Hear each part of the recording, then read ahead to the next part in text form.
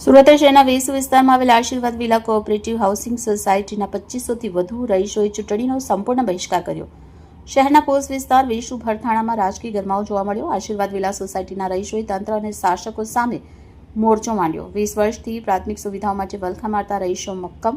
સોસાયટીની બહાર know what no એન્ટ્રીના banner લગાવી દીધા। પ્રચાર માટે આવતા નેતાઓમાં ફફડાટ વ્યાપી ગયો। Bureau chief Sunil Ganjawala, bullet 26 Gujarat news, Surat.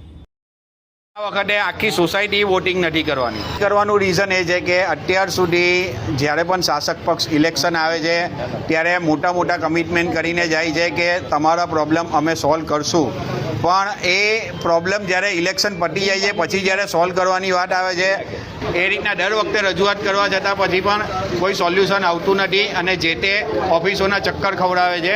તો આ વખતે સોસાયટીએ સાર્વજનિક રીતે ડિસાઇડ કરેલું છે કે આપણે જે લોકશાહીની ચૂંટણી છે તેને આપણે બહિષ્કાર કરશું। નરેન્દ્ર મોદીને જોઈને લોકો ભાજપને વોટિંગ તો કરી રહેલા છે, પણ હવે કેવું છે કે એક તરફથી શાસન આવવાના કારણે કદાચ એવું લાગે છે કે હવે કોઈને સોસાયટીના કે લોકોના પ્રશ્નો સોલ્વ કરવામાં ઇન્ટરેસ્ટ નહીં હોય એવું લાગી રહેલું છે।